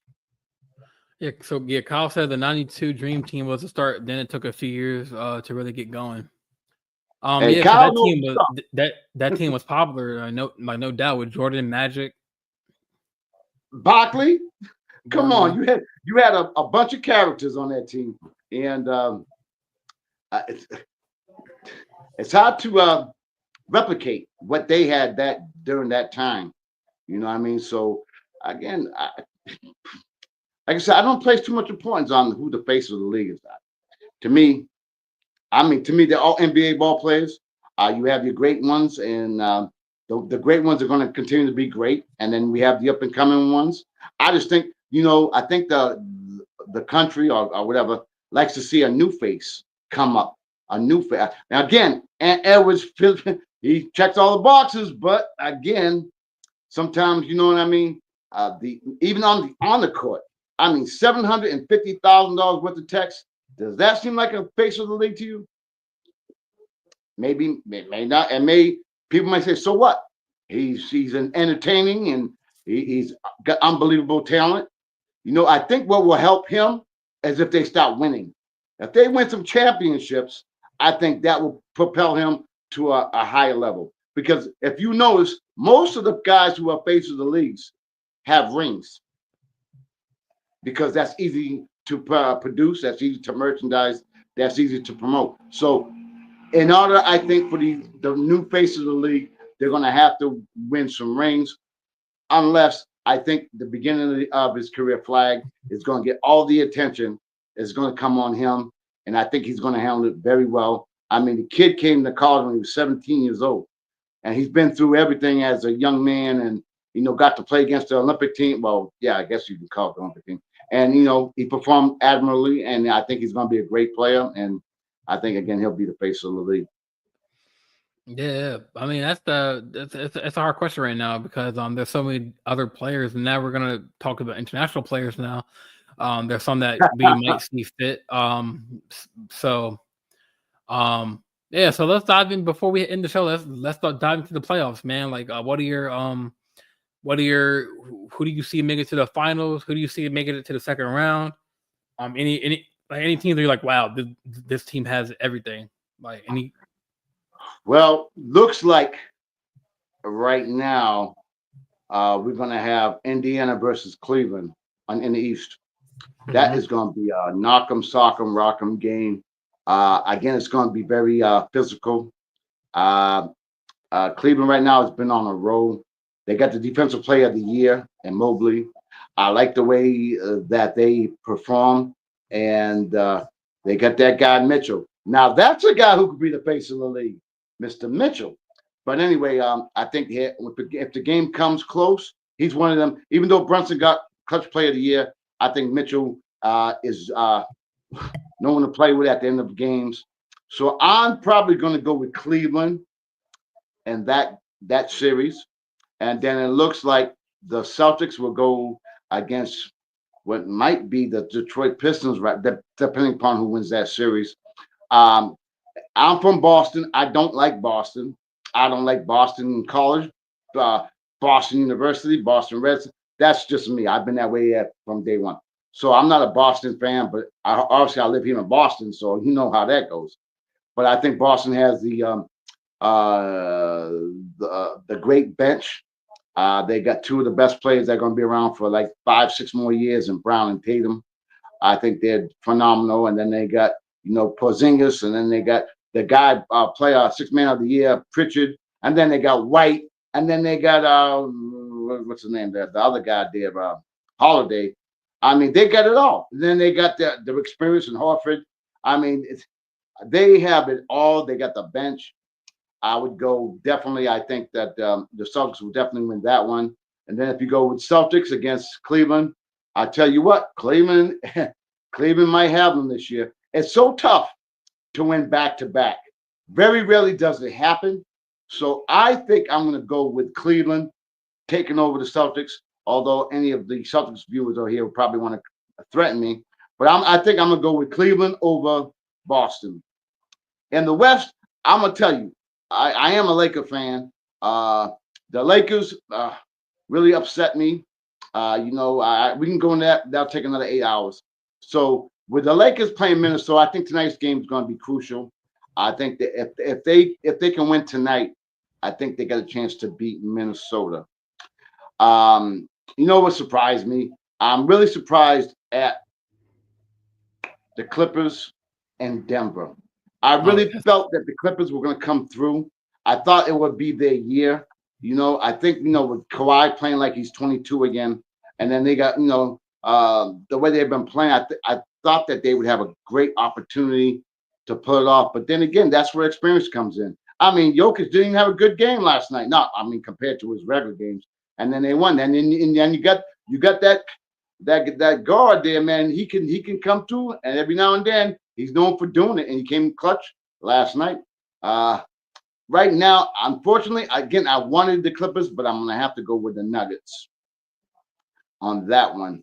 And then, of course, we got the team. Oklahoma City. Hey. You know what? I know you're too young, but SGA reminds me of a guy by the name of Oscar Robinson. If you notice, SGA, do me a favor, when you watch, all the viewers, when you watch the game, watch his pace. He gets to any spot he wants to get to effortlessly. And then if he wants to break it down, he can do that as well. He takes whatever the defense gives him. And he just is so under control. He's a great foul shooter, and he's a great defensive ball player as well. And then they're deep. They got size. They got a bench. They're hungry. And as I said before, well, I didn't say it before, but on my other shows, every team that wins a championship, except Golden State, they have to go through the pain and suffering. If you look, I don't want to go back because you go back to the Pistons. The Pistons had to go through the Lakers and the Celtics. The Bulls had to go through the Pistons. On and on and on and on.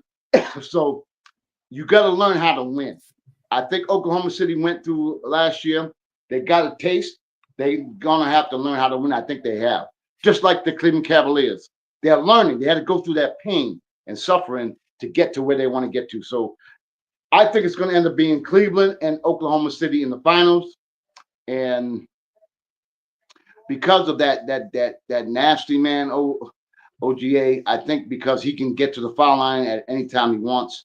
And with the depth that they have, I'm going to have to go with Oklahoma City beating the Cavaliers in 6. Yeah, this is definitely a do or die game for the Lakers tonight against Minnesota. I mean, I know it's back in LA. But even when Luka got traded to the Lakers, I did think they would make a playoff push, but I didn't think it would be their year to win the championship. I think with them trading for Luka, I think it was for it was for a blueprint for future seasons because they know that LeBron's only had the few years left in the tank, and they're making this team Luka's team. I think post LeBron. So yeah, I mean, I wouldn't be mad or sad if they didn't get to the finals or getting. I mean, yes, I feel like if they do win tonight, it goes back to Minnesota. Hopefully, they're the game 7 like in a couple of days, but they're gonna focus on one game at a time. But I think that with I think this is not their year this year. I think they're not in a rebuild. I mean, they need a center, like a a solidified five, like kind of like an AD Uh-huh. kind of build, like someone they don't really have a set big man. I mean, they have Jackson Hayes, they have Rory Hughes is the power forward, but they need a big And you man. realize they don't have any picks coming up. You realize that, right? Oh, Lakers. Yes. Oh, I didn't know. I thought Very they few picks. Very few yeah. picks. But you know the thing about Luka was the fact is here it comes down to the general manager. I forgot his name again. Escapes me. Palenka. No, I'm talking about Dallas. The general manager for Dallas. Nico Harris. Nico, yeah. Oh, Nico. I think he felt because Mike Cuban destroyed that trade. He didn't want that. It would never have happened with Cuban there. But I think that Nico just said, look, if you notice, Luka was coming up for his max contract. Luka lost $115 million. I don't know if y'all know that. He lost $115 million. So he was not a happy camper. So they just didn't want to pay him. They felt that, Luka allegedly didn't want to play defense. He was out of shape. And that caused a problem. That's why he had to get rid of him. Now, Luka's only 26. Davis is what, 30, 31, 32, whatever it is. I think the Lakers got Luka for the future, and Dallas got AD for now, within the next couple of years. And if Kyrie didn't get hurt, who knows what would have happened? And so, like I said, if the Lakers don't go any further, watch what happens. There's going to be little things that might happen under the table. Yeah, I think Lakers. I think they do the right thing and sign extend Luka. I see him being in the future with the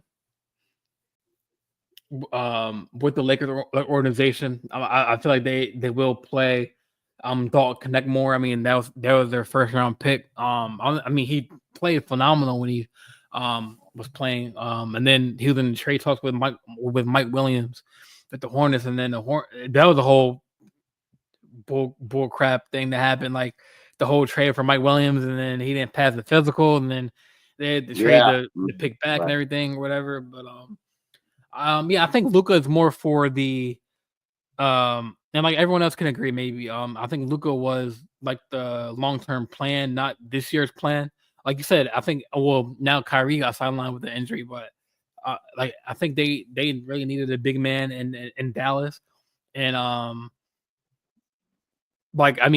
who would have thought that Luka was gone in the purple and gold? I mean, I never thought. I thought Luka was a homegrown Mavs. Absolutely. Because if y'all didn't know,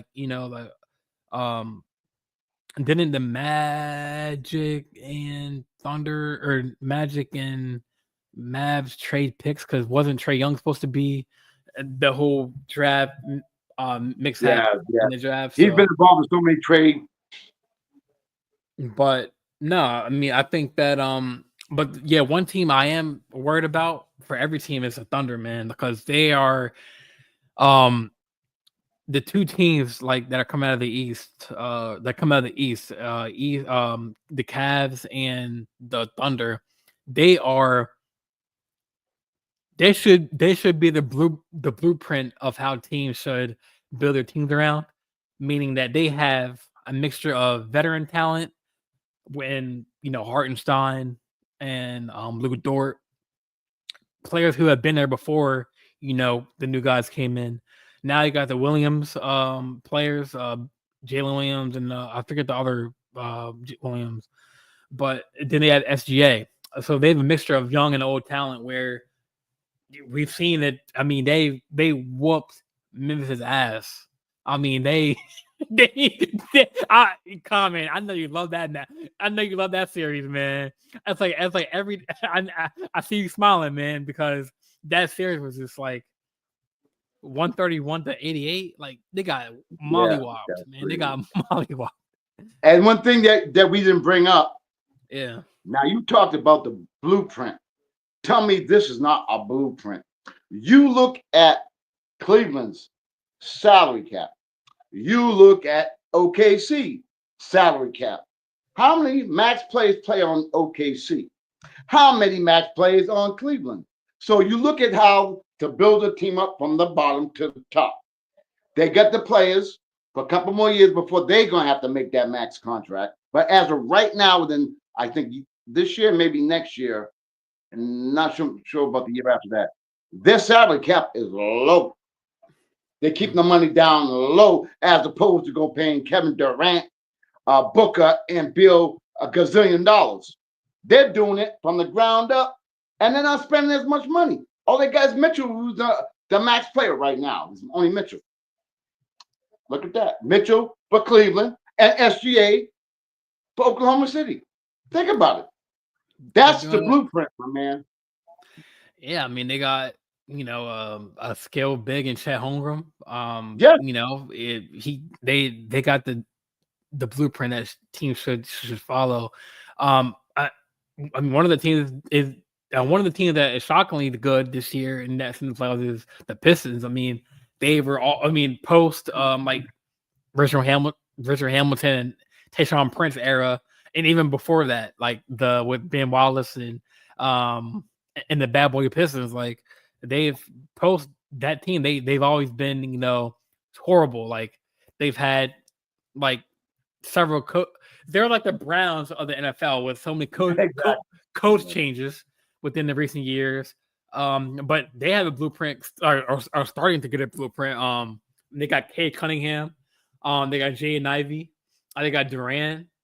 They have other players. So I mean, they might not. I mean, they could come back in this series, but I mean, don't be surprised. I mean, if they get some more veteran pieces and mixing them with that young blend of talent.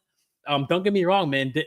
Like Detroit can be a nice team. I mean, they got a good point guard and Cade Cunningham, a 6'7" point guard, who can it's kind of like that Magic Johnson type 6'7" Bill who can pass the ball, shoot, score. Right. Kind of like that SGA Bill where he can get to his spots where needed. And also remember this. Yeah, they got no max players. They don't. Yeah, they don't. And Houston has no max players as well. They got the highest paid player is the guy there from Toronto. Little short guy with a beard. Houston Rockets. Little short guy. What's his name? God, escapes, man. I just watched him. He got 8 3-pointers the other night for Houston. He makes the most money. Again, they don't have any max players. So again, the blueprint is that they're going to probably have to get rid of some players. But I mean, the blueprint is getting your team young, getting through the draft, and not getting free agents who are 180 years old. I think you got it. Fred Van Fleet. There you go, Van Fleet. There you go. Fred Van Fleet. He makes the most money. Short guy with a beard. I got you. Yeah, he killed him the other night. I should have known that. I got a case of dementia sometimes. But I mean, he makes the most money for the Rockets right now. Again, they got big talent, shot money. Yeah. Like some of these teams are doing it the right way. I mean, Sam Presti, the owner of the Thunder. I mean, even LeBron has praised him in the past of being a good owner. And they're doing it the right way. And they blew. I mean, obviously Memphis is a dumpster fire right now. With them firing Jenkins before the playoffs started, and then them being injury riddled, and John Morant only being that focal point and not really having any help.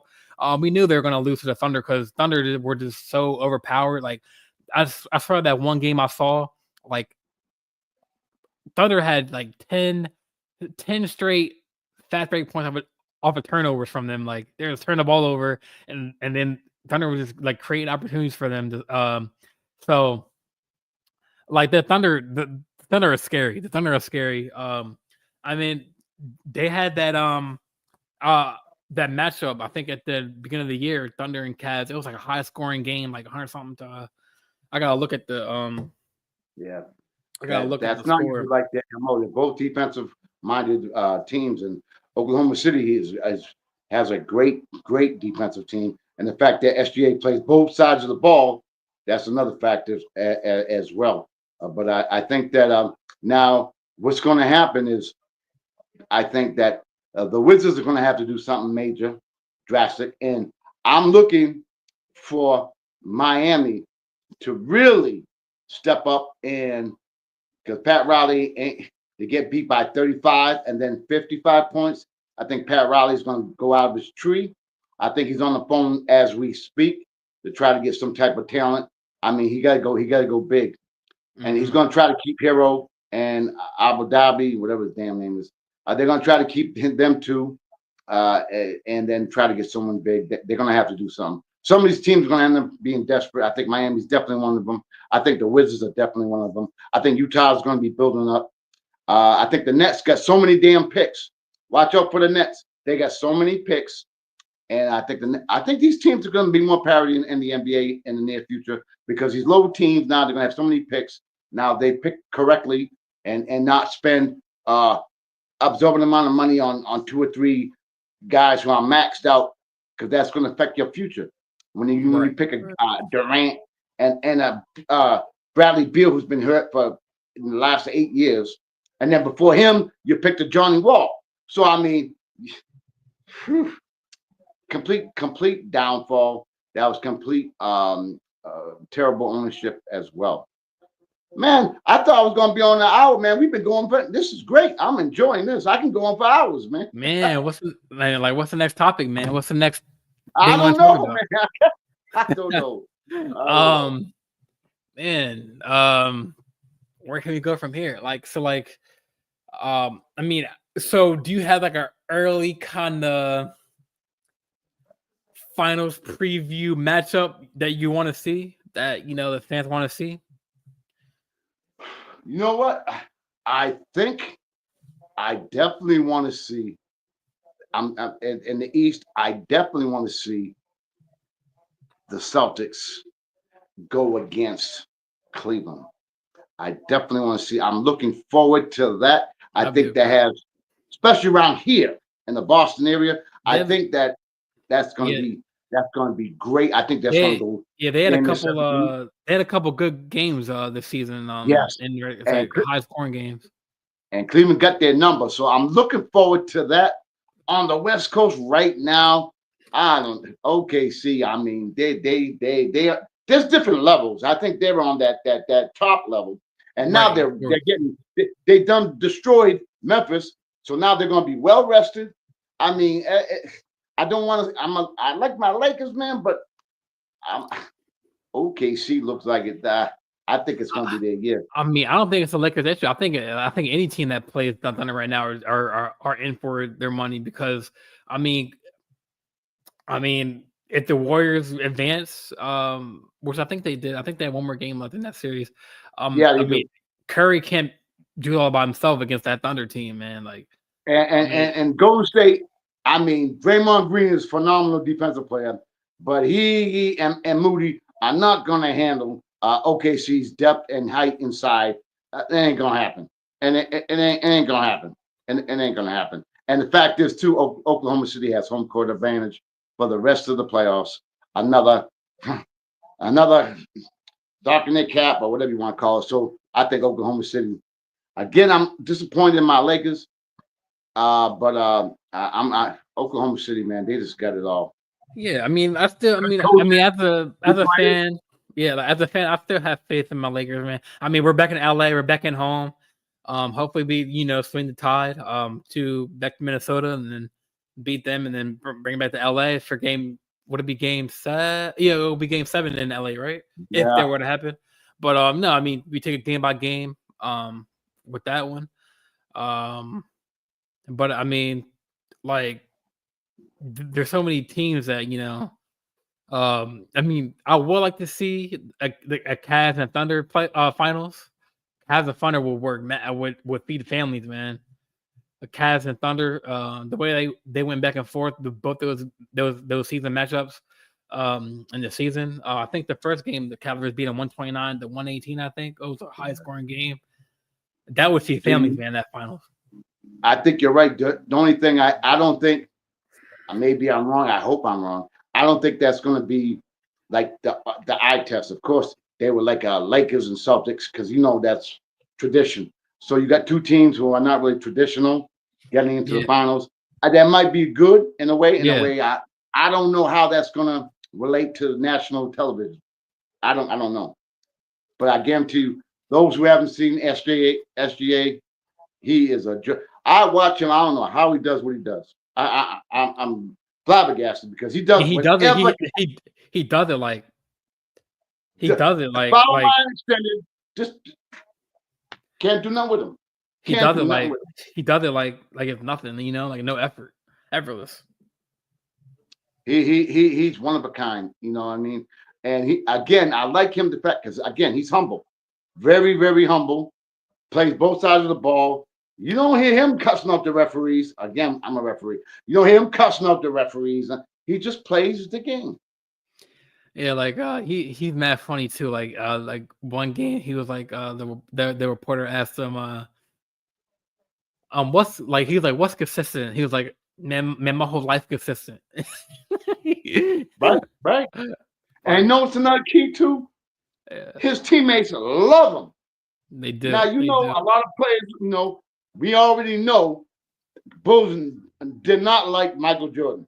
We know the Lakers definitely didn't like Kobe, God bless his soul. We know that.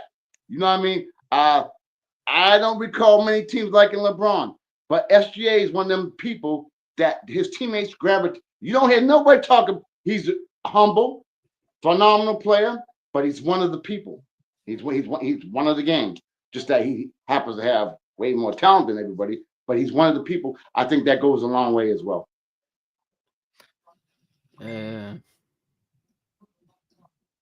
But no, like I definitely think we're in a good spot for the playoffs. Like, definitely we're gonna get into the second round.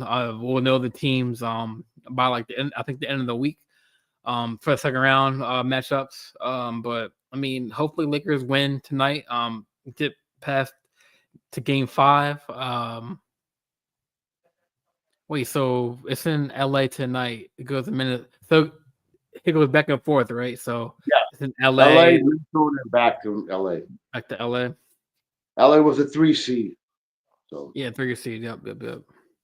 But yeah, like, do you have any other topics you want to discuss, man? I think we covered everything. Well, hey, people might be bored watching us right now, but you got to come on my show next. Yeah, man.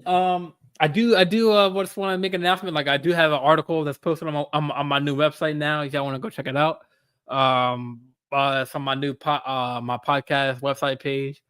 It should be posted, and then I'll check on that to see if it is. But ConMan, I mean, where can they find you at, man? Where can the viewers find you at on your show? Well, first of all, I want to thank you for I've been stalking you, but for inviting me on your show. Number one, I wish you nothing but the best of luck with your new podcast. I think it's going to be great. I think you're going to do fantastic as well. People can view me. I am on the Sports Wave Network. I'm very happy to be there. I have great producers, Key Williams and Ku McCain. My show is live on Friday evenings, 5 p.m. Eastern Time. And my show is called Sports Corner with the ConMan. And, the platform that I have is I do sports as well as entertainment also. And the network has allowed me to do that. So I'm honored to have some phenomenal guests. I've had the great Sam Jones on my show. I've had so many great guests that I'm honored to be able to interview them. You know what I mean? And it's a pleasure. And I enjoy what I do. So you can check me out Fridays live at 5 p.m. on the Sports Wave Network. Again, I thank you for having me on your show. I can't wait to come back. I can't wait for you to come on my show. And again, I wish you nothing but success. Yeah, man. It was a good show, man. And we got some commenters in the chat, which I like. So yeah, like, every episode, don't be afraid to pop a comment in the chat, and then we'll put up and we'll discuss it. Thank you, Karma MC, for commenting, and definitely like and subscribe to the channel. And there'll be more. I mean, I'd love to have you on for other episodes, man. You hear that good insight, and then aspects that the average listener that doesn't get to see. So that's a blessing to have.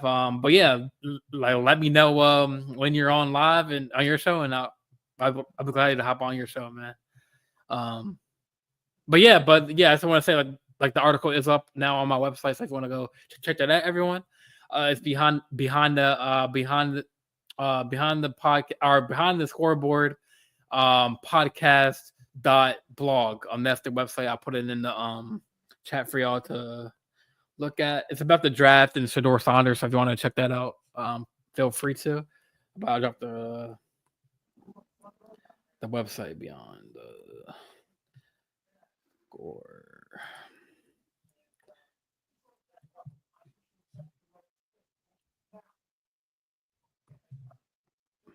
All right, I'm gonna post it right now for y'all to look at. And yeah, that is the website. So if y'all want to check it out real quick, and later on, feel free to give me some feedback on it. And then, but yeah, I'm trying to be consistent with the show, so I'll keep you updated on the next episode drop.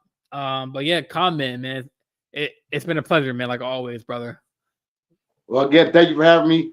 Y'all who's tuning in, support my man right here. He's doing a great thing, so support him as much as you can. All right, man. Well, that was a good show, almost 2-hour show. I know, man. Time for me to get some lunch, man. Me too. All right.